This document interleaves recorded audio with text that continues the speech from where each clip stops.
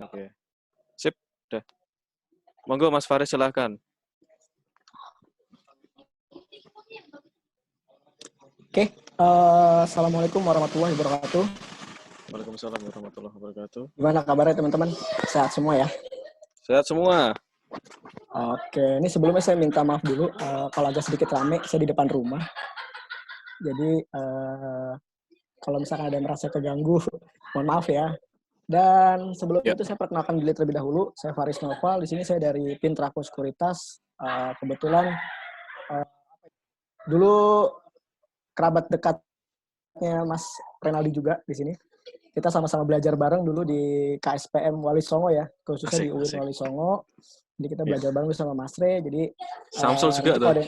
Iya, sama Mas Samsul dan Mas Mozaik ya. Gitu, belajar bareng di satu kampus. Nah, pada sesi kali ini kemarin teman-teman udah belajar dari awal tentang investasi dan pasar modal, terus juga pasar modal terhadap pasar modal investasi yang bodong dan segala macam itu udah belajar. Nah, kali ini kita agak sedikit mendalam lagi sedikit ya. Kemarin kita masih di awal-awal, sekarang agak sedikit mendalam.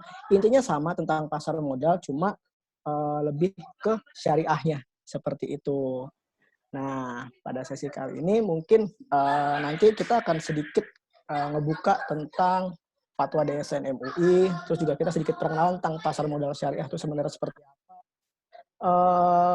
Dan apa aja sih yang diperbolehkan di pasar modal syariah dan yang tidak diperbolehkan di pasar modal syariah. Jadi ada sedikit perbedaan. Cuma dari segi perdagangan, mekanisme dan sebagainya itu sebenarnya sama aja semuanya ya. Gitu. Oke, langsung kita mulai aja. Nah, kita bahas sedikit tentang investasi, kita ulas sedikit tentang investasi. Jadi sebenarnya investasi di pasar modal pada zaman dulu dan zaman sekarang itu memiliki sedikit perbedaan yang cukup signifikan. Saya bilang seperti itu. Karena kalau zaman dulu kita mau berinvestasi ya, kita mau berinvestasi itu hanya kalangan-kalangan pengusaha-pengusaha terbesar aja, bahkan institusi dan atau yang memiliki pendapatan besar. Itu kalau investasi zaman dulu. Kenapa investasi zaman dulu itu sangat susah, sangat sulit, sangat mahal? Karena zaman dulu itu ya, saya pernah dengar cerita juga di tahun 95, mungkin ada yang sudah lahir atau yang belum. Di tahun 95 itu di pasar modal khususnya di saham itu membutuhkan deposit awal yang cukup besar, sekitar 25 sampai 30 juta. Untuk depositnya doang ya. Untuk depositnya doang. Itu zaman dulu tuh. Ditambah lagi kita belum lagi untuk mengakses data real time pasar modal ya, data real time pasar modal itu kita membutuhkan parabola untuk mendapatkan akses data real time. Nah, pasang parabola karena kan zaman dulu nggak ada internet ya. Zaman dulu tuh nggak ada internet gitu. Jadi makanya dia untuk dapetin data real time pasar modal itu pakai parabola. Dan pasang parabola itu dulu kalau nggak salah ya, kalau nggak salah cukup mahal, betul. Cukup mahal, sekitar 10 jutaan lah. Wish. Nah gitu. Ditambah lagi juga, belum lagi kita kalau misalkan mau beli itu masih pakai telepon. Telepon brokernya. Jadi investasi pasar modal khususnya di saham tuh dulu agak betul teleponnya. Jadi ya kita mau beli pasti menggunakan telepon segala macam, belum lagi bayar biaya telepon, biaya parabola, listrik dan sebagainya. Nah, kalau sekarang pasar modal itu sebenarnya kalau di Pintrako Sekuritas itu pasar modal sekarang kita punya tagline di tahun 2020, pasar modal untuk semua. Jadi semua kalangan itu sudah bisa bertransaksi di pasar modal, baik yang reguler maupun yang syariah. Kenapa? Karena sekarang berinvestasi di pasar modal cukup menggunakan dana deposit awal Rp100.000. Gitu, cukup Rp100.000 kita udah bisa bertransaksi di pasar modal. Dan kenapa kita mempunyai tagline pasar modal untuk semua? Karena zamannya sekarang ini ya, semua akses semua sudah gampang. Gitu. Jadi teman-teman kalau mau transaksi di pasar modal yang reguler maupun yang syariah, itu layaknya kayak teman-teman transaksi di Tokopedia, Lazada, Zalora, yang menggunakan aplikasi beli, klik buy, cari sahamnya yang bagus yang mana, atau cari barangnya yang bagus yang mana. Terus kalau misalkan cocok, kita klik buy, habis itu transfer. Nanti tunggu 2 hari barangnya nyampe. Nah, di pasar modal sebenarnya sama. gitu. Dan investasi yaitu sekarang syaratnya utamanya adalah udah punya KTP. Syarat utama kita berinvestasi sebenarnya udah punya KTP. Dan sekarang yang udah punya KTP ya sekitar anak SMA yang sudah berumur 17 tahun dan sudah memiliki KTP itu bisa bertransaksi di pasar modal. Gitu. Dan kita akan sedikit ulas tentang pasar modal syariah. Gitu. Pasar modal syariah itu sebenarnya sama aja kayak yang tadi saya bilang di awal, pasar modal yang kegiatannya intinya tidak bertentangan dengan prinsip-prinsip Islam. Itu untuk pasar modal. Nah, prinsip hukumnya pasar modal syariah itu sesuai dengan fatwa DSN MUI nomor 80 tahun 2019. 8 prinsip syariah dalam mekanisme perdagangan efek bersifat ekuitas di pasar reguler Bursa Efek Indonesia. Gitu. Nah, jadi pasar modal syariah itu sebenarnya pedomannya, prinsipnya atau hukumnya, landasan hukumnya itu sesuai dengan fatwa DSN MUI nomor 80. Gitu. Jadi secara mekanisme dan segala macamnya sama. Bahkan mekanisme di pasar modal reguler dan syariah itu sebenarnya sudah mengandung prinsip syariah. Gitu. Yang membedakannya apa? Nanti next kita akan bahas. Yang membedakannya pasar modal reguler dengan syariah apa sebenarnya? Nanti kita bahas. Sebelumnya kita akan masuk dulu ke transaksinya. Gitu. Mekanisme perdagangannya. Sesuai dengan prinsip syariah itu sebenarnya bagaimana sih? Yang pertama, transaksi saham ya itu menggunakan mekanisme lelang yang berkelanjutan. Jadi dalam arti sistemnya kalau misalkan yang bisa bisa memberi harga lebih tinggi itu didahulukan gitu daripada yang bisa membeli harga saham dengan harga yang lebih rendah. Dan ditambah lagi atau siapa yang paling cepat ya, waktunya yang paling cepat duluan di harga yang lebih tinggi itu lebih didahulukan gitu. Nah, nanti sistemnya dia akan scrolling semuanya. Nanti kemarin mungkin udah sedikit dibalas tentang mekanisme ya. Ya, Dan tentunya transaksi di pasar modal itu sebenarnya sudah menggunakan yang namanya akad bai al-musawamah, yaitu akad jual beli. Gitu. Karena prinsip syariah itu harus ada akadnya. Nah, di pasar modal juga ada akadnya. Akadnya itu menggunakan bai al-musawamah. Gitu. Dengan tawar-menawar secara berkesinambungan. Seperti itu. Jadi intinya kalau misalkan ditanya nih teman-teman tentang pasar modal syariah, akadnya apa sih? Kan harus ada akadnya, harus jelas. Ya akadnya menggunakan musawamah atau akad jual beli. Seperti itu. Gitu. Terus yang kedua, transaksi sahamnya. Hanya melakukan jual beli dalam saham syariah. Nah, nanti akan kita sedikit ulas saham syariahnya apa aja sih masuk kategorinya. Gitu. Yang penting transaksinya itu masuk kategori saham syariah. Nanti untuk screeningnya seperti apa, saham syariahnya bagaimana, nanti next PPT akan saya bahas. Terus yang kedua, selanjutnya, tidak melakukan transaksi yang dilarang sesuai syariah. Nah, nanti ada nih, transaksi-transaksi yang dilarang dan tidak sesuai dengan prinsip syariah. Gitu. Dan yang terakhir, jadi kalau misalnya kita bertransaksi di pasar modal, itu boleh ditransaksikan kembali. Jadi misalkan kita sudah match hari ini, kita sudah deal hari ini, kita langsung jual lagi hari itu juga, detik itu juga, itu sebenarnya boleh. Meskipun transaksinya dilakukan pada T+2 dan itu sesuai dengan prinsip yang namanya kode hukmi. Gitu. Nah, itu transaksi sesuai dengan ya, intinya semuanya sama aja. Pasar modal syariah sama reguler intinya sama aja. Nanti ada beberapa larangan yang tidak boleh dilakukan di pasar modal syariah, transaksi di pasar modal syariah. Gitu. Selanjutnya, bedanya pasar modal dengan pasar modal syariah, yang reguler dengan yang syariah. Yang pertama, tentunya di pasar modal yang reguler, khususnya di saham, itu kita biasanya di perusahaan sekuritas ada fasilitas ya, namanya trading limit. Atau istilahnya gini, kita mau dana kita misalkan cash-nya ada 100.000, kita bisa transaksi sampai 200.000. Itu yang reguler. Jadi ada pinjaman yang diberikan kepada perusahaan sekuritas kepada investor. Nah, itu kalau pasar reguler biasanya ada fasilitas seperti itu tuh. Namanya limit atau hutang. Gitu, bisa dipinjemin hutangnya. Nah, kalau di pasar modal syariah nggak boleh pakai hutang, jelas. Nggak boleh pakai hutang dan dia menggunakan cash basis. Kalau dananya ada 100.000, ya kita bisa transaksi hanya 100.000 aja. Gitu. Dan ini juga di pasar modal syariah juga mengajarkan kita untuk tidak berhutang. gitu. Nggak boleh berhutang ya. Karena hutang Ya. juga kadang bisa menjebloskan, apalagi ngutang sama temen. Wah, wah, wah, wah. Itu bukan Udah nggak ada bukan bunga, bayarnya nggak ada lama. bayarnya lama. Mending kalau bayarnya lama, ditagihnya susah, Iya, iya. terus sosok hilang. Nah, gitu kan. Nggak boleh ya. Nggak boleh, nggak Nah, boleh. nah selanjutnya, kalau di pasar modal tentunya kita bisa bertransaksi seluruh saham yang ada di Bursa Efek yang listing di pasar modal. Itu ada sekitar 690-an kalau nggak salah. Saham yang sudah listing di Bursa Efek. Nah, kalau di pasar modal syariah itu sudah difiltering. Jadi saham-saham yang berada di dalam indeks ISSI, Indeks Saham Syariah Indonesia, atau daftar efek syariah yang dikeluarkan oleh DSN MUI dan juga Otoritas Jasa Keuangan. Tuh. Nah, untuk user ID-nya sendiri ya di pasar modal reguler itu cuma dapat satu user ID biasanya ya. Mungkin ada beberapa perusahaan sekuritas yang berbeda. Ini kalau di Iya, Fintraco benar-benar. Sekuritas dia mendapatkan satu user ID yang untuk yang reguler. Tapi kalau yang syariah dia dapat 2 user ID. Yang reguler dapat, yang syariah dapat. Iya, Kenapa benar. Mas kok bisa dapat yang dua-dua dapat reguler juga? Kan kita pakai yang syariah, harusnya akunnya syariah doang dong. Jadi gini, kenapa kita dapat dua-duanya? Tetap kita transaksi menggunakan akun yang syariah gitu.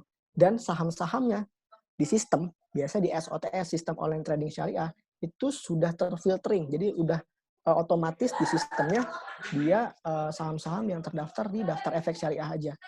Nah, yang reguler itu fungsinya buat apa? Jadi di DSN MUI sendiri ya itu setiap 6 bulan sekali di bulan kalau nggak salah Mei dan November kalau nggak salah. Iya, Mei benar. dan November itu dievaluasi saham syariahnya gitu. Jadi nanti mungkin ada yang keluar dari daftar efek syariah atau saham yang sudah tidak termasuk lagi ke saham syariah dan ada yang masih bertahan.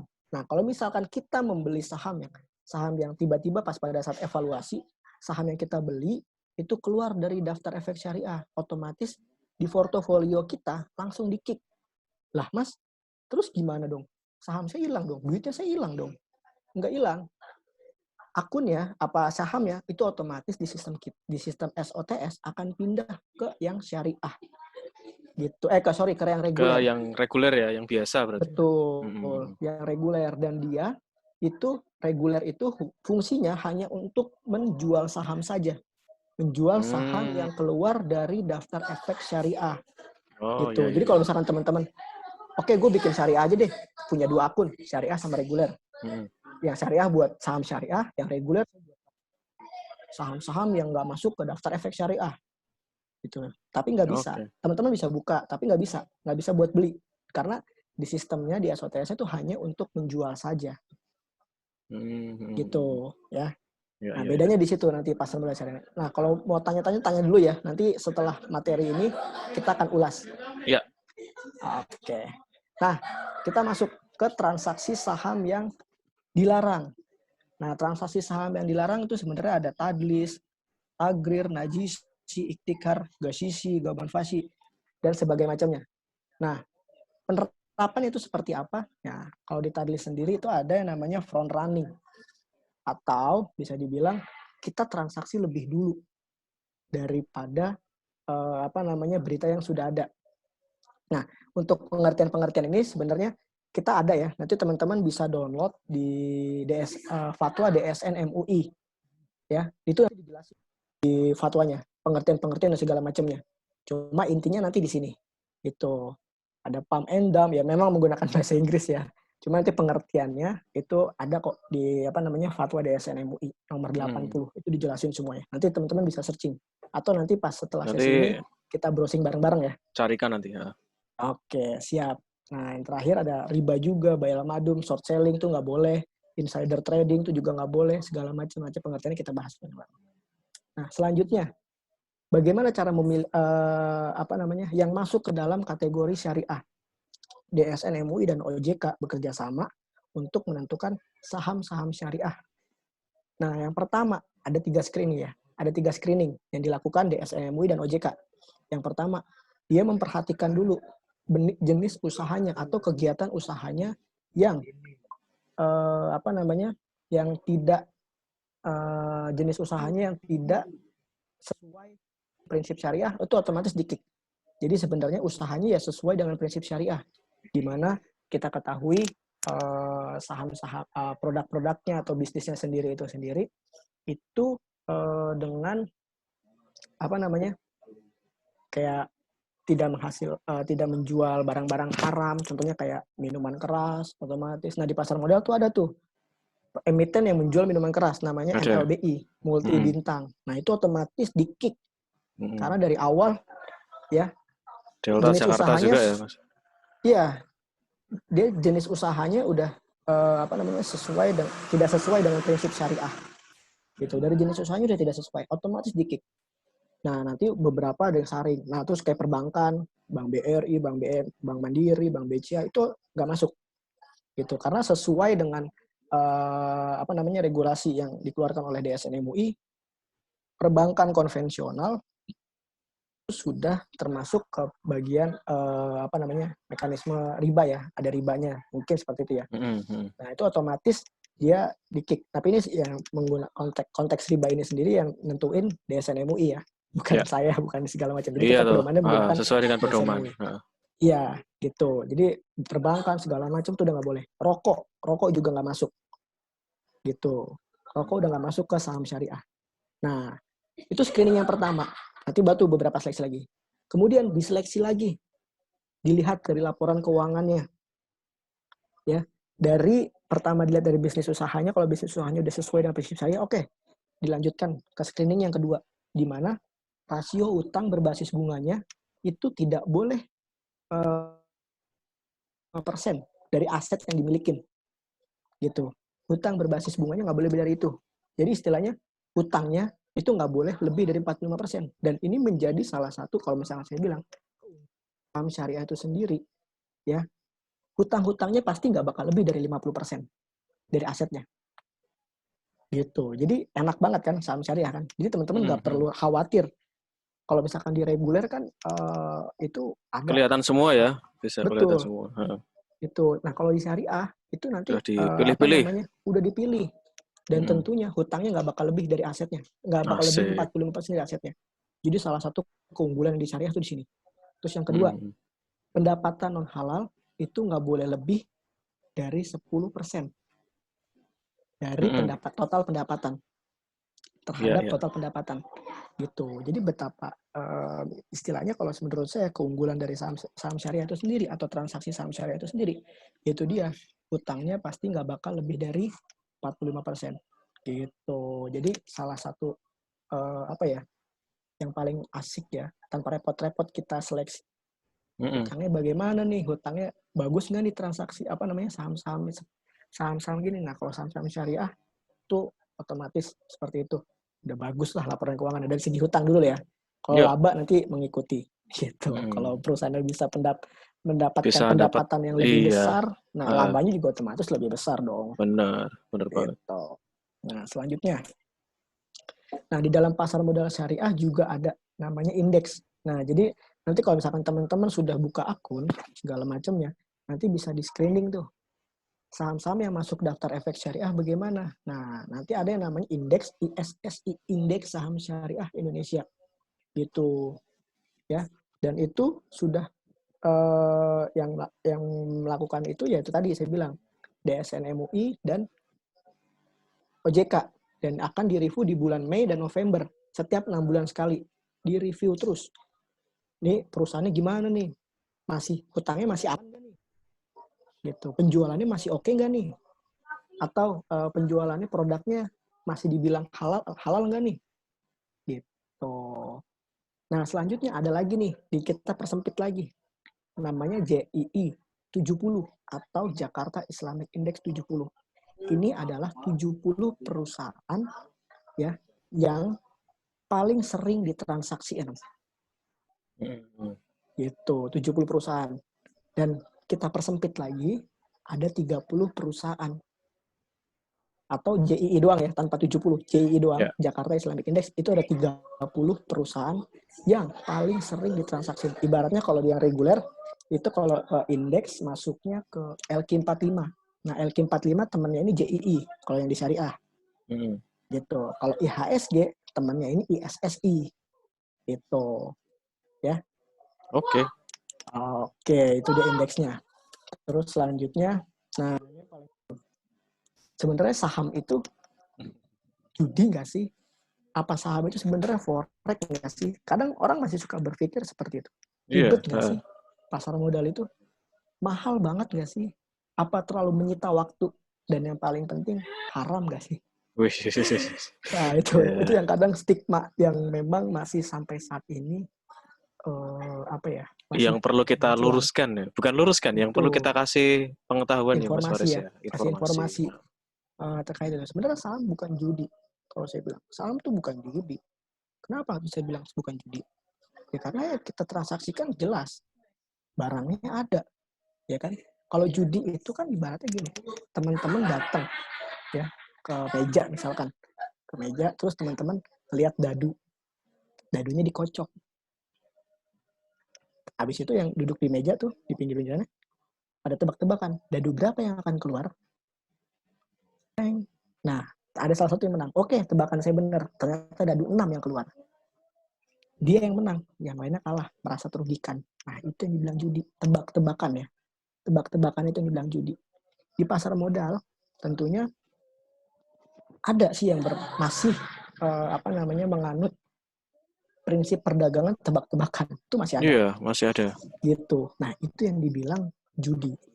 Tebak-tebakan. Sedangkan kalau di pasar modal, kita udah bisa analisis dong.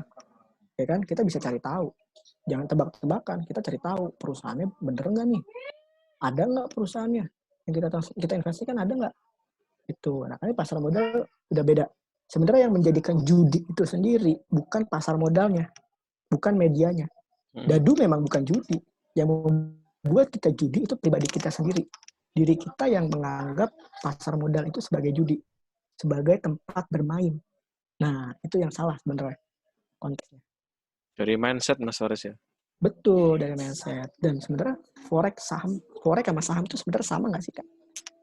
Beda ya, jelas beda ya. Kalau forex, kita luruskan sedikit, kalau forex itu lebih transaksi valuta asing. Gitu, itu forex. Dan jam perdagangan juga udah beda. Kalau forex 24 jam. Pasarnya juga Fluktuasinya, banyak ya. betul. Dan fluktuasinya itu nggak ada batasannya. Nggak Kalau di ada saham auto ada rejection batasannya, ya. auto rejection.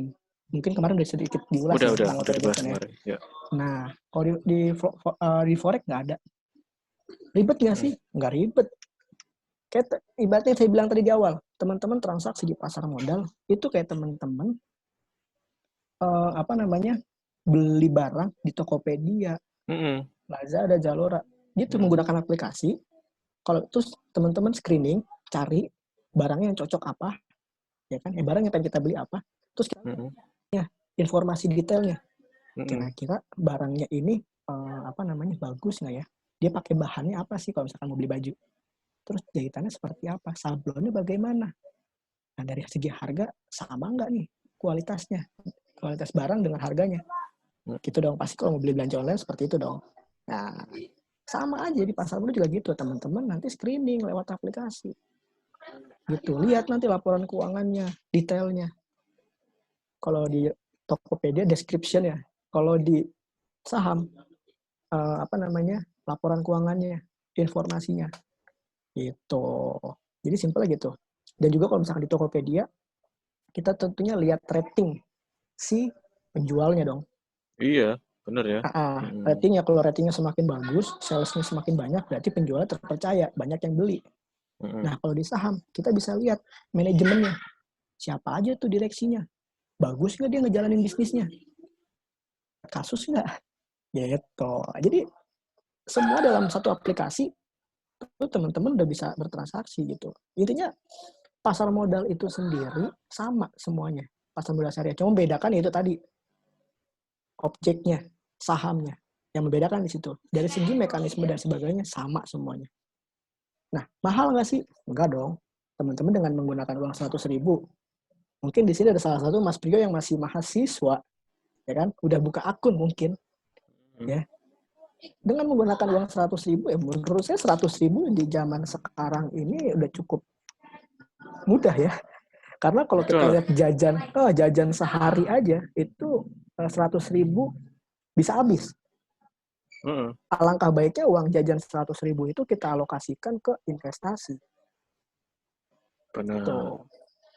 Nah, itu dia. Mahal nggak? Nggak, kalau menurut saya. Menyita waktu. Menyita waktu nggak? Enggak kok. Karena di pasar modal, jelas ada jam perdagangannya. Ya kan? Dari jam 9 sampai jam 4. Itu kalau yang regulasi yang lama. Untuk yang kondisi pandemi saat ini, itu sampai jam 3. Ya. Sampai jam 3 sore. Dipersempit lagi. Jadi kita, Bursa Efek sendiri aja bisa menyesuaikan jam waktunya. Gitu, bisa mengikuti. Lebih manusiawi ya, Mas? Ibaratnya lebih manusiawi, bener banget Mas. Lebih manusiawi. Malam ya kita istirahat sama keluarga dong. Iya dong. Ngapain kita ini masih ngurusin saham. Atau kalau misalkan ada yang aktif, mungkin ada yang kerja ya, ada yang kerja lah. Saya kan kerja Mas, berarti saya nggak bisa mantau harga saham dong. Bisa, masih bisa mantaunya. Mantaunya kapan? Mantaunya malam hari pulang kerja. Kalau udah sama keluarga udah selesai, udah waktunya mau tidur, nah mungkin sedikit kali ya buka laptop, lihat saham apa aja yang mau kita beli buat besok. Gitu. Nanti perhatikan, nanti balik lagi. Masuk ke pasar modal apa? Tujuan kita berinvestasi di saham apa? Kalau tujuannya jangka panjang, ya udah beli, habis itu tutup laptop, selesai. Jadi nggak perlu dibuka-buka lagi, pantangnya lagi harganya naik atau turun, nggak usah. Namanya investasi, tujuannya untuk beberapa tahun ke depan. Gitu. Haram nggak? Nah ini balik lagi, konteks haram ini balik lagi ke perspektifnya teman-teman. Gitu. Ya. Haram apa enggaknya ya produknya yang kita lihat. Produknya yang kita beli haram nggak sesuai dengan fatwa DSN MUI nggak? Gitu dia. Ya mungkin itu aja sih yang saya sharing. Kita lebih ke ini ya. Saya materi mau banyak tanya. Lebih ke sharing aja. Nanti teman-teman kalau yang mau tanya-tanya silahkan. Ya kan? Nah, yang mau tanya-tanya pribadi ke saya juga boleh di 089793833731 atau mau follow IG saya di Faris_. Silahkan kalau mau tanya-tanya misalkan gitu. Nah itu ada nomor WA-nya juga. Oh iya. Oke, kita langsung masuk ke apa namanya sesi tanya jawab. Itu udah ada 11 penanya nih, ada 11 yang ngechat. Banyak juga. Oke, Mas Faris ya. Terima kasih Mas Faris, sambil kita kembali lagi ke pertanyaan. Ini ada pertanyaan yang pertama dari Mas Aditya jam 9 malam tadi. Mas, di rekening saham syariah bisa dibuat swing trade atau scalping nggak sih? Oke. Bisa dibuang swing trade atau scalping nggak sih? Nah, kalau swing trade ini, kalau saya bilang dia transaksinya menggunakan dia jangka waktunya agak panjang sedikit. Ibaratnya mingguan, bulanan. Nah, itu swing trade. Bisa kok. Karena saya bilang tadi, berinvestasi sesuai tadi transaksi sesuai dengan prinsip syariah itu bisa. Kan sahamnya udah match, harganya langsung naik, langsung kita jual bisa. Meskipun penyelesaian transaksinya T+2. Tapi dengan akadnya sudah sah, ya ibaratnya kan kalau misalkan sudah match itu akadnya sudah deal ya, kita udah mau beli dan dia mau jual. Gitu. Pembelinya ada, penjualnya ada, jelas. Nah, dari situ kalau misalkan sudah match, ya kan, otomatis barang menjadi pemilikan kita. Dan kita juga udah setorin dananya. Meskipun barangnya nyampe nanti di 2 hari berikutnya. Itu boleh. Sama kayak teman-teman transaksi di Tokopedia. Teman-teman beli nih, ya kan? Teman-teman beli barang nih, harganya murah. Tiba-tiba tetangga kita bilang, lu punya barang ini nggak? Misalkan teman-teman beli sepatu harganya 200.000. Pagi ini jam 9. Gue baru beli nih, sepatu harga 200.000. Terus tiba-tiba tetangga nawarin, gue mau beli sepatu nih. Nah, tiba-tiba, barang gue jual aja kali ya, langsung. Gitu. Meskipun barangnya belum nyampe.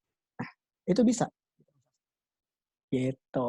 Jadi sebenarnya karena kita udah jelas, ya, yang penting kan kitanya jelas ya, penjualnya ada, pembelinya ada, dan udah sepakat, mau kita jual lagi kan itu udah deal, itu udah milik kita.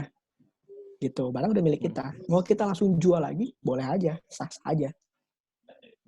Pakainya gitu. Itu ya yang Qop al-Hukmi tadi Mas Faris ya? Betul, Qop al-Hukmi. Oke, jadi status barangnya itu sifatnya Qop al-Hukmi, jadi kayak barang biasa ya Mas Faris ya? Kayak barang biasa, kayak gitu. Itu. Oke, selanjutnya Mas Aditya, kalau misalnya ada yang masih ditanyakan bisa di bawah lagi ya Mas Faris ya. Bisa Hmm, tanya yang bawah lagi nanti. Lanjut, ada Mas Ginanjar Utomo tadi tentang ini, Olim Trade atau binomo. Menurut Mas Faris sendiri gimana? Melanggar syariat tidak, karena banyak teman saya yang udah mulai main itu bahkan menyarankan yang lain. Oke. Yo, agak berat ini, Sesuai agak berat. syariah. Sesuai syariahnya atau enggak? Menurut saya sendiri belum tahu juga ya itu syariah atau enggak gitu. Tapi yang penting ya dia udah masuk atau DSN MUI itu sendiri sudah sesuai nggak, ada fatwanya nggak? Ya, harus ada Karena fatwanya dulu kalau Mas Faris ya. kita balik ke fikih ya, balik ke fikih itu di fikih sendiri kita malah masuk ke fikih ya. Gak apa-apa ya sedikit ya. Nggak apa-apa, Fikih itu ada nggak fikih masalah. ibadah, ada fikih muamalah. Nah, fikih muamalah itu sendiri selagi dia tidak belum ada yang melarangnya, itu masih boleh. Itu kalau fikih muamalah ya. Tapi kalau udah ada yang melarangnya atau ada fatwanya, itu baru nggak boleh. Nah, silakan mungkin Mas Ginanjar boleh browsing atau buka nih linknya DSN MUI, ada nggak yang melarang tentang binomo itu sendiri gitu. Kalau misalkan masih belum ada, masih boleh. Ya, karena transaksi itu Itu sebenarnya kalau di syariah kan transaksi sebenarnya muamalah itu kan halal. halal. Sebelum ada yang membatasinya Melarangnya. ya, sebelum ada yang Iya, melarangnya. melarangnya Mhm. gitu. Oke, kayak gitu Mas Ginanjar, nanti silakan kita cari dulu masalah itu karena eh, apa ya namanya ya, itu kan transaksi berdagang biasa ya, berdagang biasa. Kalau kita ingin lebih secure, ya Hmm, kalau teman-teman dirasakan banyak mudorotnya daripada manfaatnya, ya itu silakan teman-teman ukur sendiri sih. Karena kita nggak tahu resiko setiap ya, orang itu seperti apa. Resiko orang-orang kan betul. pasti beda. Aku pengen ini aja lah. Itu ya nggak terserah, nggak masalah. Silahkan teman-teman sendiri. Selanjutnya ini Mas Priyo Herjatmo. Mas kalau punya ID syariah, apakah harus daftar lagi atau gimana? Secara punya saya kayaknya masih yang reguler. Oh, mau buka akun yang reguler ya? Mau buka akun yang Syariah. syariah. Ya, memang syaratnya harus buka lagi ya. Kalau di Pintrako, Mas Priyo buka lagi. Jadi daftar lagi aja, nggak apa-apa. Nanti yang regulernya, ya berarti Mas Priyo saat ini punya dua akun. Akun syariah dan akun reguler. Meskipun nanti di syariah dapat akun reguler lagi ya. Gitu. Jadi bisa. Ya, syaratnya Oke. dan harus buka lagi. Ya, Gitu. satu orang berarti bisa lebih dari satu ya Mas Faris ya. Bisa dong. Maksimal berapa sih kalau di Pinter aku? Sorry, maksimal akunnya Eh berapa? Maksimal akunnya berapa sih? Kalau maksimal akun ya mungkin beda fiturnya aja ya. Yang reguler satu, yang syariah satu gitu Oh ya. gitu ya. Atau Misalnya, misalkan heeh. kalau misalkan kita mau daftar lagi dengan email yang berbeda, bisa aja sih. Oh gitu. Ya, Heeh. email, nomor teleponnya berbeda, datanya sama nggak masalah. Yang penting email Mm. sama nomor teleponnya berbeda, itu masih bisa. Ya. Kalau di Pinter aku emangnya berapa Mas Faris buka pertama? 100.000. 100.000. Tuh, kita Oh juga itu, itu Pintraku bisa juga udah online nggak sih? kerjasama nih. Bisa dong. Heeh. Nanti bisa. Nanti tinggal kunjungi website Pintraku aja di profit.co.id. Nanti ada tuh registrasi, pilih yang online atau yang manual. Oh gitu. Heeh. Iya, Terus kalau yang online persiapannya gimana Mas? Ini kan masuk musim-musim PSBB terus. Ya kalau kayak yang gitulah. online Heeh. siapin aja nanti fotokopi KTP, buku tabungan, sama NPWP kalau ada. Nah, terus habis itu nanti di sistem online kita akan capture gitu, akan capture KTP-nya, buku tabungan segala macam. Nanti Di-upload kalau nah. udah, iya diupload. Nanti kalau udah selesai semua mekanismenya di print, terus Mm-mm. ditandatanganin, Mm-mm. baru dikirim ke Pintrako. Kalau di Kirimnya Semarang ya fisik kirim atau scan? Heeh. fisik, Oh fisik, fisik, fisik, fisik kirimnya ya. fisik, fisik. Kalau Karena di, kita butuh heeh. tanda tangan basah. Oke. Kalau Gitu. misalnya ngirimnya misalnya nih aku di Kudus kayak gitu, berarti aku Hmm. ngirim yang terdekat atau langsung ke Jakarta? Ke terdekat boleh. Kalau misalkan mau yang lebih dekat biar Mm-mm. biaya pengiriman lebih murah, itu Mm-mm. boleh. Atau langsung ke Jakarta, silahkan. Itu sama aja kok sebenarnya. Oh, oke, oke. Sama Berarti aja. gampang banget ya sebenarnya Mas Faris ya? Gampang banget. Gampang banget. Gak perlu repot. Iya toh, harusnya paling enggak ya, di akhir kelas ini teman-teman harus memiliki lah paling enggak ya Mas Faris ya, kalau udah tahu Hmm. ya. Kalau udah tahu, ini juga ada Mas Faris dari Pintraku, ada Mas Samsul dari Equity, ada Mas Muzaik dari RHB, ada Mas Riki dari BNI. Nanti teman-teman silakan tanya-tanya secara japri juga nggak masalah ya Mas Faris ya. Semua Betul, kontaknya ada di betul. grup. Nanti silakan tanya-tanya japri nggak masalah. Dan sementara ini yang punya platform syariah itu RHB udah ada. Dia udah ada platform syariah. Jadi teman-teman bisa nih buka platform syariah. Terus ada juga BNI syariah itu ada platformnya. Pintrako juga ada. Kalau equity saya belum tahu nih, Mas Samsul. Sepertinya kayaknya belum ya. Equity margin. Oh, ada syariah ya. Kita agak sedikit bersimpangan ya Mas Samsul. Mas Samsul kelas-kelas atas lah ya. Saya orang fun saya. Orang fun. Ya, Senengnya fun-fun ya Mas. Oke, lanjut Mas Faris. Ini ada dari Mbak Dwi Suryana nih dia. Mas mau tanya di rekening saham itu kan ada rekening pasif seperti di rekening reguler atau enggak? Ada rekening pasif seperti di rekening reguler atau enggak? Kalau kita nggak ada transaksi sama beberapa bulan kayak gitu, apakah enggak apa-apa? Dormant mungkin Mas ya? Dormant ya.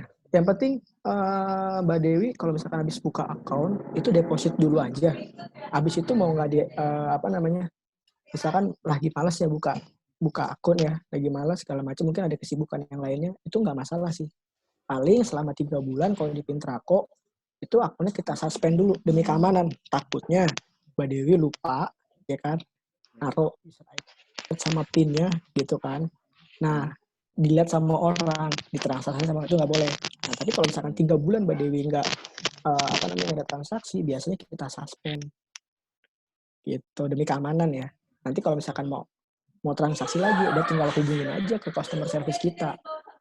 By email, Mbak, mau aktifin akun lagi dong atas nama ini. Gitu. Dan ada biaya bulanannya nggak sih? Kalau di saham, kayaknya nggak ada ya biaya bulanan ya? Nggak ada. Nggak ada. Oh, mungkin ada biaya aplikasi ya, beberapa sekuritas ada mungkin. Itu biaya market info. Market info biaya ya. bulanan.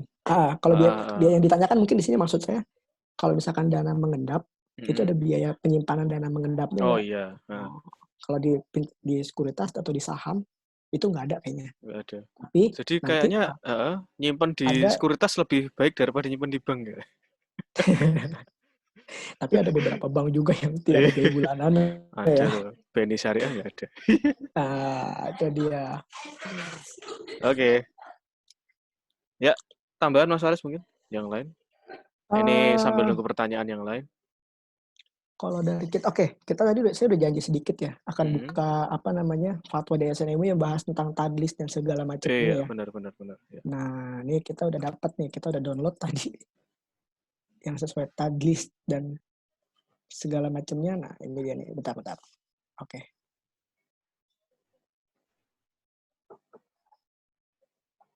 Oke, nih saya share screening ya. Silakan ya.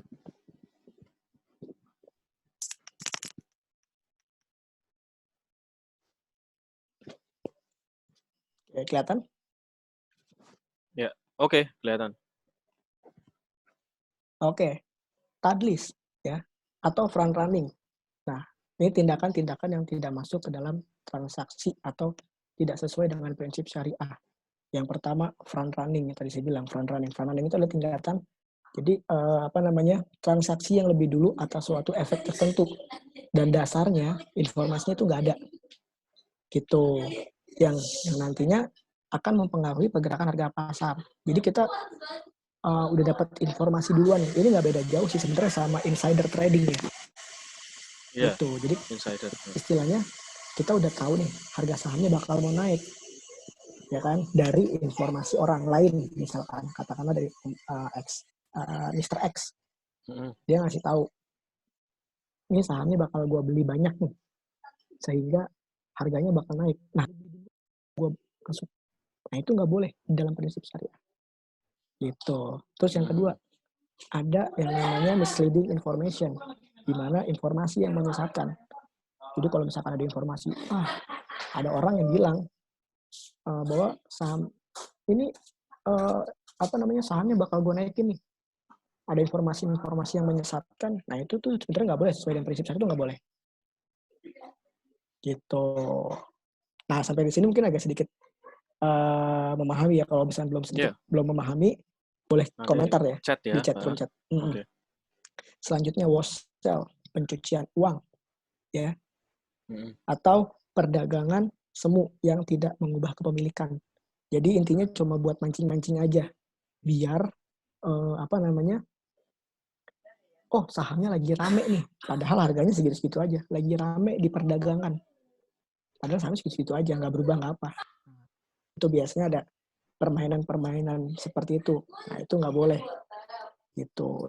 Terus ada pre-arranged trade, yaitu transaksi yang terjadi melalui pemasangan order beli dan jual pada rentan waktu yang hampir bersamaan dan terjadi karena adanya perjanjian pembeli penjual sebelumnya. Jadi istilahnya si pembeli dan penjual ini langsung pasang transaksi gitu, pasang order beli dan jual dalam rentan waktu yang hampir sama. Jadi langsung tukeran, Iya. gitu. Itu nggak boleh. Mas Faris ya. Ya. Kemarin kan kita bahas ini pasar nego dan pasar reguler ya. Ini teman-teman fatwa ini untuk pasar reguler. Jadi kan kalau pasar nego itu kita bisa berjanjian dengan orang lain maksudnya ya. Kita kan ada transaksi tutup sendiri namanya, atau transaksi sama broker, atau yang sudah dijanjikan tapi itu di pasar nego. Lah ini kejadian kayak gini nggak boleh dilakukan di pasar reguler. Karena itu bisa mempengaruhi pasar ya Mas Faris ya. Betul. Khusus untuk pasar reguler itu mempengaruhi harga pasar. Kalau pasar nego tidak mengaruhi sama sekali. Jadi transaksi di harga yang lebih tinggi atau lebih rendah itu sama sekali tidak mengaruhi harga pasar. Ya, Oke, betul. monggo tambahkan Mas Faris, silahkan lanjutkan. Nah itu dia. Terus masuk lagi ke tindakan najisi, pump and dump. Ya, saya bilang tadi pump and dump. Pump and dump itu adalah aktivitas transaksi suatu efek atau suatu saham yang diawali oleh pergerakan harga uptrend yang disebabkan oleh serangkaian transaksi inisiator beli yang membentuk harga naik sehingga mencapai level tertinggi. Jadi ada sekelompok orang nih ya, emang yang sengaja dia pengen naikin harga sahamnya sampai harganya mentok atau rejection atas, sampai batasan atasnya kenaikannya. Nah itu sebenarnya nggak boleh dilakukan dalam transaksi syariah. Gitu. Jadi kita nggak boleh nih. Nah, dalam pump and dump ini. Nah, selanjutnya hype and dump, yaitu kebalikannya. Aktivitas suatu transaksi efek yang diawali oleh pergerakan saham uptrend yang disertai dengan informasi positif yang tidak benar. Nah, kalau tadi ada sekelompok orang yang memang pengen menaikkan harga sahamnya. Kalau ini dia dapat informasi tapi informasinya nggak benar atau informasi menyesatkan sehingga harga sahamnya naik. Nah, itu juga bakal bukan bakal sih, itu dilarang oleh DSN MUI gitu. Dan ada juga creating fake demand dan supply, jadi permintaan dan penawaran yang palsu itu nggak boleh. Terus pooling interest, yaitu aktivitas transaksi suatu efek yang terkesan liquid dan baik dengan perdagangan harga maupun tidak pada suatu periode tertentu dengan hanya meramaikan sekelompok anggota. Gitu. Jadi istilahnya pemesanan hanya untuk meramaikan itu tadi ya. Meramaikan saham itu sendiri itu nggak boleh. Dalam syariah itu nggak boleh. Gitu. Ada juga cornering, pertukaran yang tadi sebenarnya mirip-mirip sama aja sih ya. Cuma transaksi-transaksi ini sebenarnya nggak boleh. Dalam syariah itu nggak boleh. Gitu. Sebenarnya itu di pasar biasa pun nggak boleh, itu masuk di undang-undang itu Mas Faris. Iya. Di undang-undang pasar modal itu nggak boleh. Di undang-undang pasar modal juga nggak boleh. Cornering seperti ini tuh nggak boleh. Dan di pasar modal syariah itu lebih menegaskan kembali bahwa itu tidak boleh benar-benar dilakukan. Betul. Lanjut Mas Faris. Ada lagi marking at the close. Marking at the close, yaitu pembentukan harga penutupan. Gitu. Jadi kita tentuin nih harga penutupannya harusnya naik. Ditaikin harga penutupannya, itu nggak boleh di dalam pasar modal. Jadi kalau misalkan harganya segitu, ya kalau bisa ya udah, memang harganya lagi mengalami penurunan, nggak boleh dibalik naik. Gitu. Itu di dalam pasar modal syariah nggak boleh. Transaksi yang seperti itu ya. Gitu. Tapi nyatanya ada, saya nggak bisa pukiri itu ya. Ada orang-orang yang memang demi kepentingan dalam tanda kutip masih ada yang seperti ini. Tapi ini kan peringatan buat diri kita. Kalau misalkan kita menuai dengan prinsip syariah, ya kita nggak boleh melakukan itu. Biarkan orang-orang yang lain itu melakukan, gitu. Karena banyak orang-orang di pasar, seperti halnya pasar biasa sih sebenarnya Mas Faris ya. Iya, betul. Kan ada yang Pasar namanya pasar biasa. biasa, ada yang namanya kayak bandar, ada kayaknya namanya dia Mm-mm. penimbun dan sebagainya nih. Hmm, Nah, yuk itu lanjut. juga nggak boleh. Hmm. Selanjutnya ada alternate trade, yaitu transaksi dari sekelompok anggota bursa tertentu dengan peran sebagai pembeli dan penjual secara bergantian. Jadi ada 2 anggota bursa Hmm. yang tugasnya lempar-lemparan. Yang ini beli, yang ini jual. Lempar, lempar lagi, lempar lagi. Nah ini juga bisa masuk ke pump and dump. Buat naikin harga saham, dia beli, yang ini beli terus, yang ini jual. Beli, Biar harga kelihatan sahamnya naik. rame ya. Betul. Nah yang terakhir, ada insider trading, yaitu perdagangan orang dalam. Misalkan Mas Renaldi, dia mau beli sahamnya, contoh saham apa ya, Bank BRI deh misalkan, Bank BRI. Jangan BRI, BRI nggak syariah ya. BRI Syariah. ICBP, BRI nggak, BRI syariah. Heeh. Beli saham, ada bank perbankan BRI syariah. Nah itu masuk kategori syariah. Iya. Misalkan Mas Renaldi mau beli Bank BRI syariah. Nah Mas Renaldi punya saudara ternyata direkturnya PT BRI syariah. Dia bilang, saya bakal mendapatkan modal dari sejumlah ini untuk pengembangan industri, pengembangan institusinya, perusahaannya. Nah, dari situ Mas Renaldi udah masuk beli. Gitu. Nah, pas Sebelum beritanya muncul di informasinya ini berita, ya. sebelum informasi itu beritanya. tersebar di masyarakat luas. Gitu. Nah, itu nggak boleh. Di pasar modal itu nggak boleh insider trading. Gitu, perdagangan orang dalam. Jadi kita dapat informasi dari orang dalam, terus langsung kita beli sahamnya. Nah, pas berita informasinya udah disebar, harga sahamnya naik kan. Ya. Nah, itu nggak boleh. Yang terakhir short selling, yaitu di mana kita menjual dulu sahamnya, baru membeli. Jadi menjual ini dengan pinjam sama pinjam sama perusahaan sekuritas. Ibaratnya kita transaksi yang dimana kita belum punya barangnya, tapi itu. Atau Ulangi jual Mas dulu. Faris. Tadi kepotong. Oke, yang dimana kita bertransaksi belum punya barangnya, kita nggak punya barangnya, tapi kita pengen jual. Nah itu nggak boleh. Gitu ya. Ya. Nah itu short selling. Yang terakhir margin, yaitu dengan hutang yang tadi saya bilang. Dengan hutang itu nggak boleh. Nah itu sih transaksi yang dilarang sesuai dengan fatwa DSN MUI nomor 80. Gitu. Nanti mungkin lebih jelasnya bisa baca-baca lagi ya. Download aja di internet, ada kok fatwa DSN MUI nomor 80 2011. Oke, Mas Faris ya. Ini ada pertanyaan Mas Faris dari Mas Aditya. Semisal kita nih punya uang banyak, kita beli saham yang murah tapi bagus. Amin.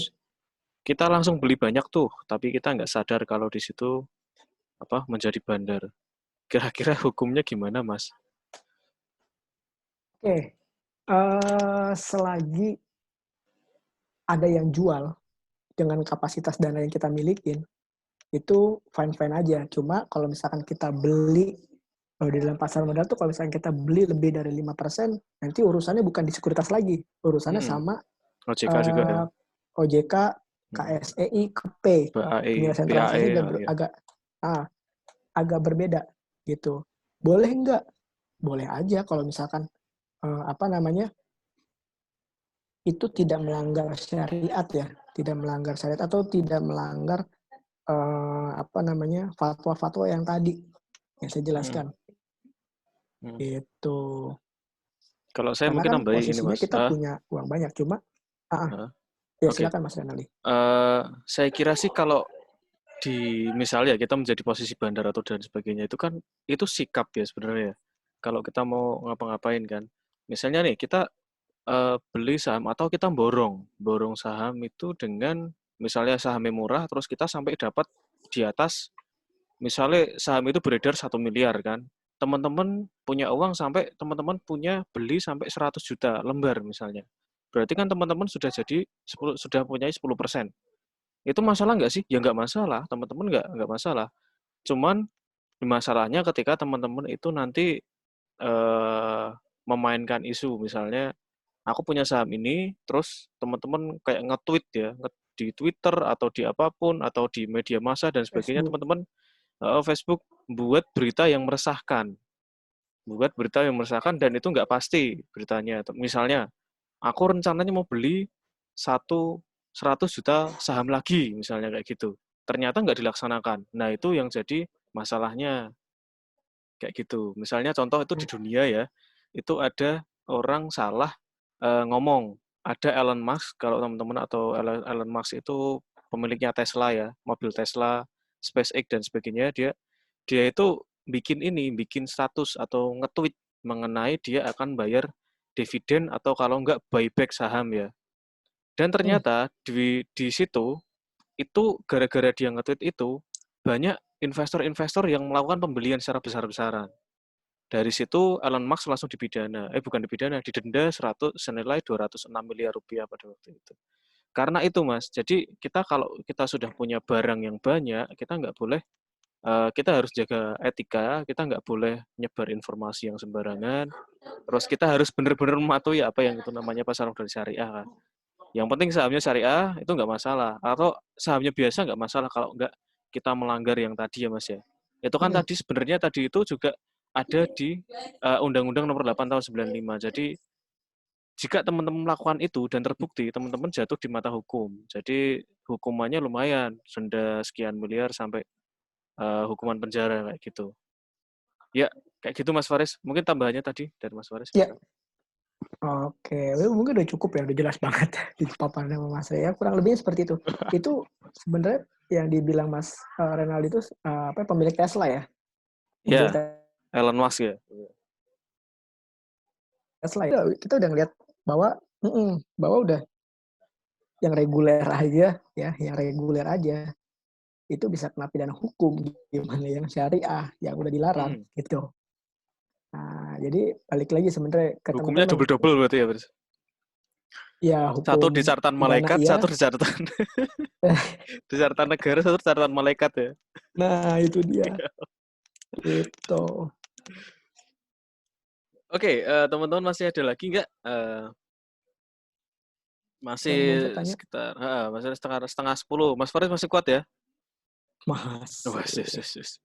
Oke, silakan teman-teman. Ada yang 13 ini harapannya adalah pertanyaan-pertanyaan yang ditanyakan misalnya. Oh, ini ada Mas Niko.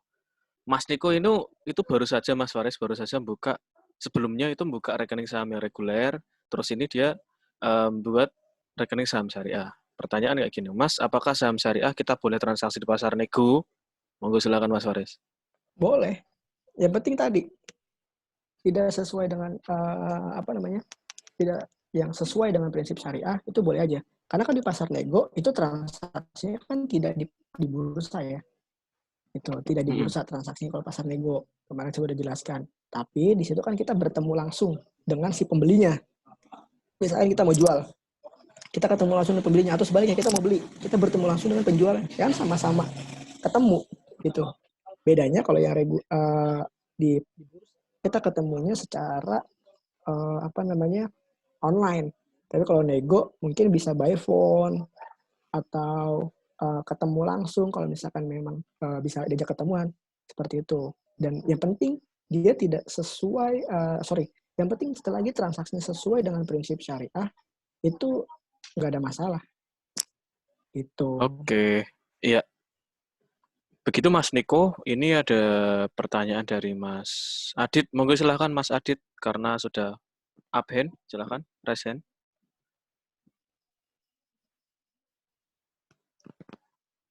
Ya, silakan Mas Adit ya. Oke, sepertinya terpencet ya tadi ya. Terpencet kayaknya. Lower hand. Oke.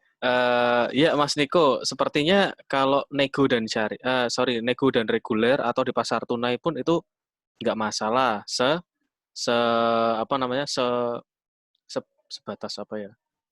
Sekoridor kita harus mematuhi yang namanya instrumen pasar modal syariah yang tadi ya, nggak boleh larangan-larangan tadi, terus saham-sahamnya harus produknya produk halal, terus juga utangnya berbasis bunga, itu utangnya biasa ya, utang biasa itu nggak boleh lebih dari 45% ya, nggak boleh lebih besar dari 45%. Setelah itu terus juga pendapatan non halal itu nggak boleh lebih dari 10%.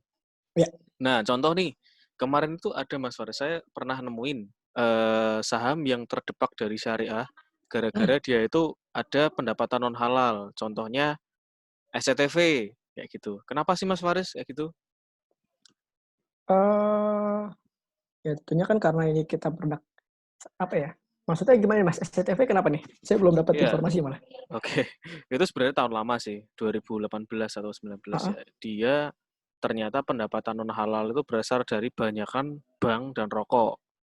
Iya. Jadi kan itu kan sudah diomongke bahwa perbankan mungkin yang di DSN MUI itu ribawi, terus juga rokok itu kan walaupun iklan rokok tidak ada gambar rokoknya, sekarang malah gambarnya di rokoknya pun gambarnya jantung yang sudah rusak kayak gitu ya. Itu tapi kok tapi terdepak. Nah, jadi Nah, sebegitunya ya, karena sebegitu apa namanya, sebegitu konsennya DSN MUI sama OJK ya Mas Faris ya. betul. Karena dia juga memperhatikan karena kan dia udah membuat apa namanya? Fatwa sendiri ya terkait pendapatan non halal itu nggak boleh dari 10%. Nah, karena dia pendapatan dia dari mungkin ya dari menyebar iklan si rokok dan apa tadi itu saya satu lagi saya lupa. Nah, Perbankan ya. lebih dan perbankan lebih dari 10%, ya kan dari pendapatannya itu, ya otomatis terdepak dikeluarin dari daftar efek syariah gitu. Dan perlu teman-teman ketahui juga dari 690 perusahaan ya, itu Ya. udah hampir 400-nya itu udah masuk kategori saham syariah. Oh, Jadi udah lebih hampir ya. 50-60% perusahaan yang sudah listing di Bursa Efek itu udah masuk kategori syariah gitu. Jadi apalagi ya, udah enak banget lah Ya, gitu. mungkin istilahnya kalau barang di pasar ya. Kalau kita beli apa ya? Beli gorengan misalnya gitu. Kalau istilahnya kalau pasar biasa itu gorengannya gorengan yang disajikan di atas nampan. Kalau pasar modal syariah, kalau saham syariah itu loh istilahnya itu gorengannya tadi selain disajikan di atas nampan, dia itu dimasukin di tempat yang bersih. Jadi ketutup Betul, dari debu, steril, ya steril, bener. Mungkin disemprot sama ini ya, hand sanitizer. disinfektan, disemprot Kayak gitu, disinfektan. jadi sudah kelihatan. Mungkin kadar minyaknya juga minyak Sania ya, bukan minyak anu ya, Yang bisa bukan diminum ya. minyak iya. Promosi Kayak ya Bapak gitu. ya. Ya enggak juga sih. Oh iya, gitu. Jadi Kayak gitu kalau teman. dari saya Ya, saham syariah itu ya itu tadi udah enak banget dan lagi teman-teman ketahui ini saya nggak tahu ya bener atau enggak informasi, cuma saya pernah ya. dengar salah satu live-nya Bursa Efek Syariah atau Indeks Islamik ya Mm-mm. bahwa SOTS syariah ini sistem online trading syariah ini ada di Indonesia doang Oh gitu. Kalau di gitu. Arab Saudi nggak ada berarti Mas Faris? Dan belum, mungkin Oh belum belum ya. ada. Cuma kemarin beberapa mungkin belum ya. Cuma saya belum tahu juga. Cuma kemarin Update-nya belum tahu dengar ya. dari salah satu, ya update-nya belum tahu. Cuma saya Hmm. kemarin dengar dari salah satu live-nya Indeks Islam. Dia Oke. bilang bahwa SOTS ini baru ada di Indonesia doang. Oh, Itu luar biasa ya. Berarti kita spesial ya sebenarnya Mas Faris ya. spesial dan beberapa negara juga Hmm. Mau pengen mencontoh malahan ya. mencontoh Oke. Indonesia ini sendiri gitu transaksi saham itu sendiri Berarti kayak mungkin di gitu. Malaysia, di Brunei, di Arab itu mungkin nggak ada yang kayak gitu ya. Karena mereka sudah syariah Dan sendiri atau mungkin ya. ya mungkin ya. Nggak tahu juga sih ya. Ini dari segi SOTS ya, bukan ke Iya. syariahan ya si itunya. Mm-mm.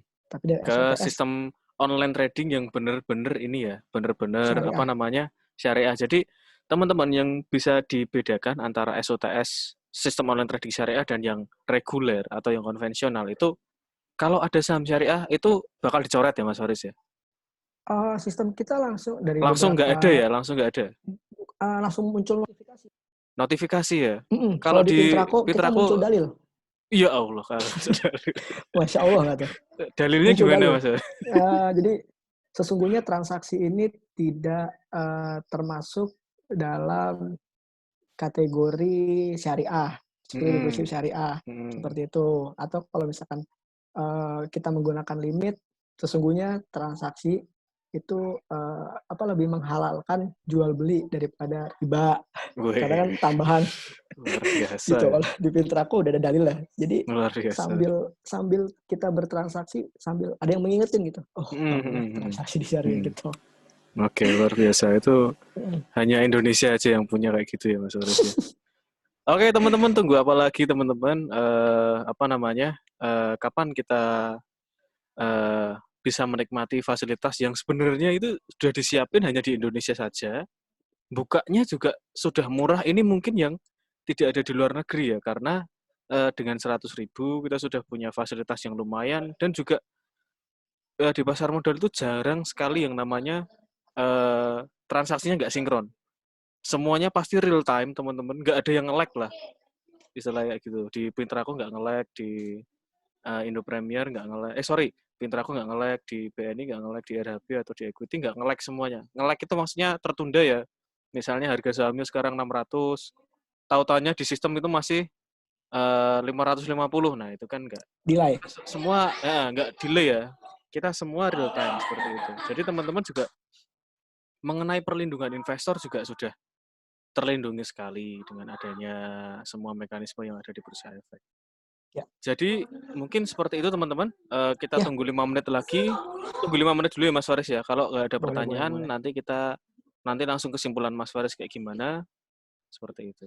Kita tunggu mungkin ya, sambil nunggu pertanyaan kita sapa Mas Samsul untuk ngasih petuah mungkin ya dari Gua Batu. Silakan Mas Samsul. Petuah terus. Iya. Halo, Silakan. nggak ada yang dikasih nih, petua apa nih? Jangan disuruh mikir dong kok. Nggak bisa nih kalau petuah nih. Iya, kan we. Ramalan hari ini nomornya berapa yang keluar, Mas? Petuah ya, jangan petua dong. Ini buat temen-temen yang udah punya rekening tuh yang belum syariah, nggak harus sih buka syariah. Iya. Yang penting kita tetap berpegang teguh dengan list yang sudah dikasih syariah, yang mana yang nggak mana tuh kan diupdate terus, kita ikutin itu aja. Terus kita nggak pakai margin, kita jaga sendiri, sudah bisa dikatakan syariah sih. Nggak harus buka di rekening syariah. Karena saya juga nggak punya syariah. Seperti itu. Tapi untuk lebih gampangnya, kalau teman-teman nggak mau ribet dengan screening sendiri, ya ke syariah itu. Oh iya. Oke. Oke. Ini terima kasih Mas Samsul, ya benar. Saya juga nggak punya SOTS. Saya nggak buka rekening saham syariah, cuman kebetulan di sistem online kredit saya sudah ada pilihan ketika mau masuk itu mau di syariah atau mau di konvensional atau di reguler. Ketika saya klik di syariah, otomatis saham-saham yang non syariah itu dicoret kayak gitu. Nah, ini ada pertanyaan dari Mas Niko. Mas, semisal kalau saham syariah sudah dibeli, tiba-tiba dikeluarkan dari daftar saham syariah, misalnya seperti SCTV. SCTV itu kode sahamnya SCMA ya, teman-teman ya. Bagaimana perlakuannya? Monggo Mas Faris. Oke. Tadi di awal juga sudah sempat saya jelaskan. Jadi intinya karena pembukaan akun syariah itu dapat 2 akun ya. Dapat 2 akun, reguler dan syariah. Dan kalau misalkan teman-teman buka akun syariah, nah ternyata SCTV keluar dari daftar efek syariah itu bagaimana? Nah, otomatis sudah beli, di list portofolionya ada SCMA nih ya, kalau SCTV itu SCMA kodenya. Nah, kalau misalkan dia terdepak, otomatis di portofolio yang syariah itu akan hilang. Lah, terus gimana Mas? Apakah duit saya hilang juga? Enggak dong, enggak hilang. Karena kan kita punya akun yang reguler gitu. Punya akun reguler. Nah, dari yang syariah itu di portofolio syariah otomatis akan pindah ke akun yang reguler. Dan di akun reguler itu hanya khusus untuk jual saham yang delisting atau bukan terdelisting ya, keluar terdepak ya, keluar dari daftar efek syariah gitu. Khusus untuk menjual aja, nggak bisa buat beli syariahnya, akunnya gitu. Jadi khusus untuk menjual saham yang sudah keluar dari daftar efek syariah gitu. Nanti otomatis akan pindah ke akun reguler gitu, Mas Niko. Oh ya, saya boleh ikut tanya nggak nih? Saya belum ada Boleh pengalaman dong. nih, Mas Faris. Wah, temannya. Kalau yang, ya, kalau syariah kan belum pernah nih. Kalau yang terdelisting itu bersifat segera nggak sih kalau kita mau jual? Contoh di SMA tadi kan pertanggal Senin ini besok terdelisting, kan langsung pindah ke reguler. Itu kita harus cepat-cepat jual atau kita bisa nunggu harganya naik dulu baru kita jual? Enak banget. Harganya naik dulu. Apa ada batas waktu harus jual gitu? Ada batas waktunya ya.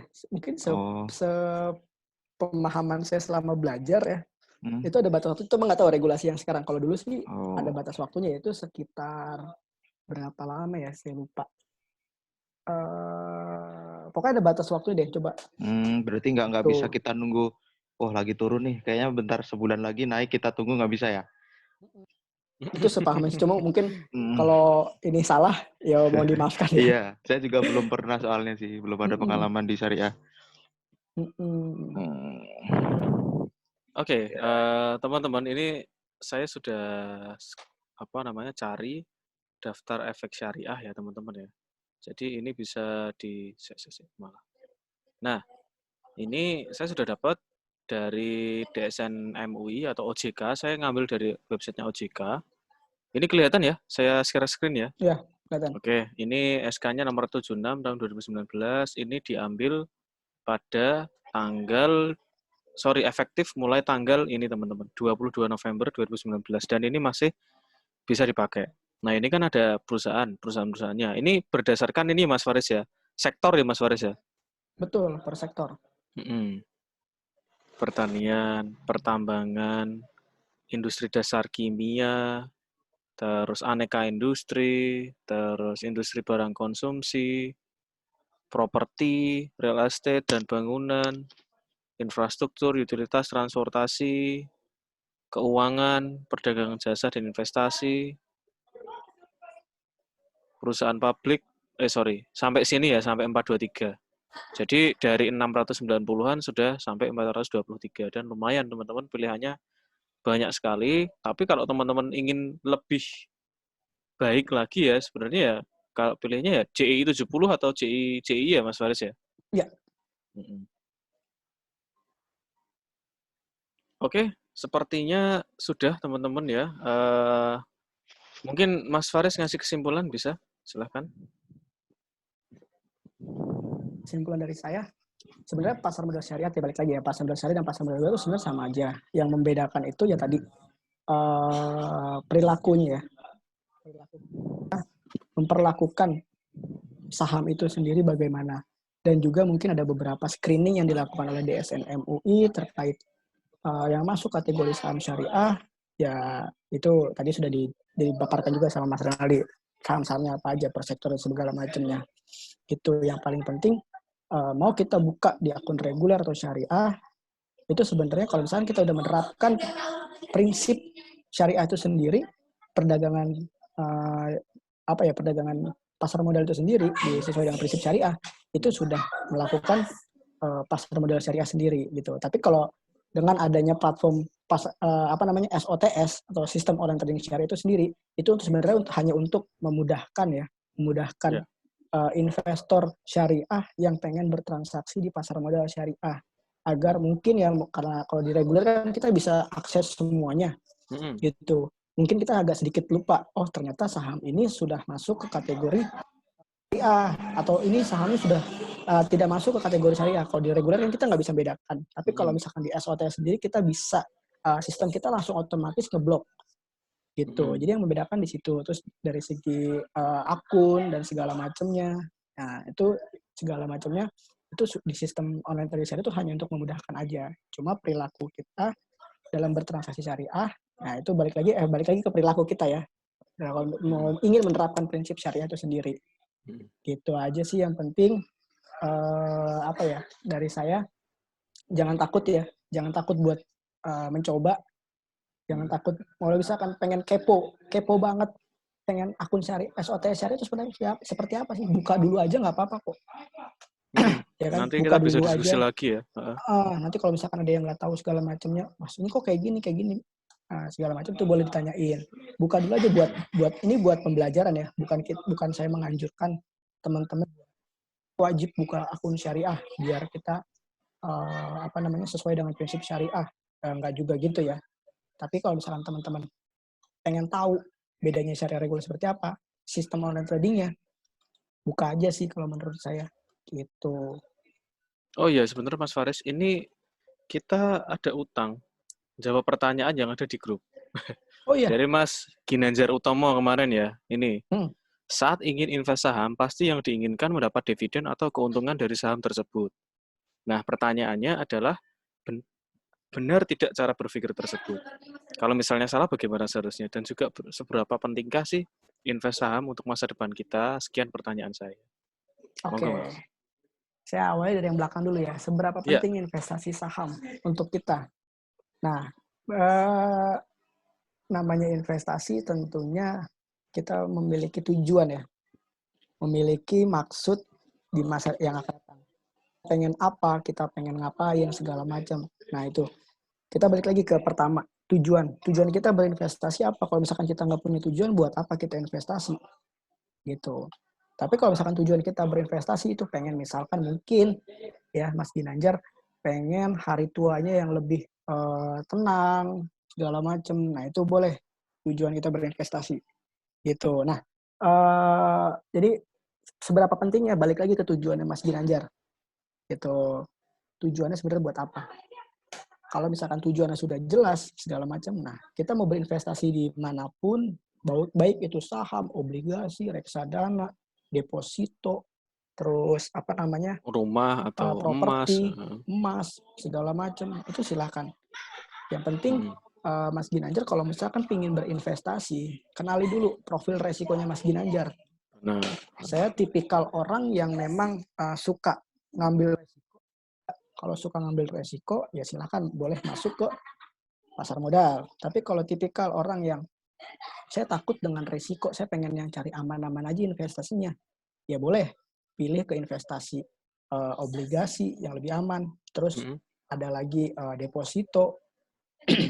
Itu tujuan seberapa pentingnya. Ya, kalau seberapa pentingnya tadi balik lagi ke tujuannya Mas Ginanjar. Terus selanjutnya pertanyaan berikutnya apa Mas? Mengharapkan dividen ya? Dividen atau saat ingin invest saham yang pasti kita ingin mendapat dividen atau keuntungan dari saham tersebut. Nah, pertanyaan adalah benar tidak cara berpikir tersebut? Ya jelas. Ya benar ya. Udah benar.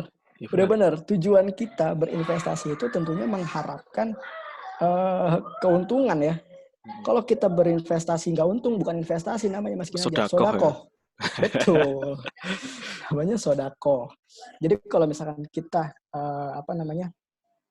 kan itu tujuan kita berinvestasi ya tentunya untuk uang yang kita tabung itu bisa berkembang dengan sendirinya atau bisa dibilang passive income ya. Passive income itu pendapatan yang didapatkan dari kita tidak perlu bekerja tapi uang itu bisa bekerja untuk kita. Benar. Itu dinamakan namanya passive income.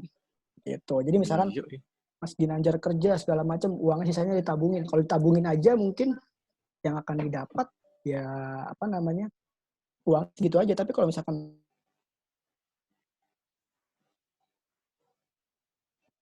halo, wah lost ini.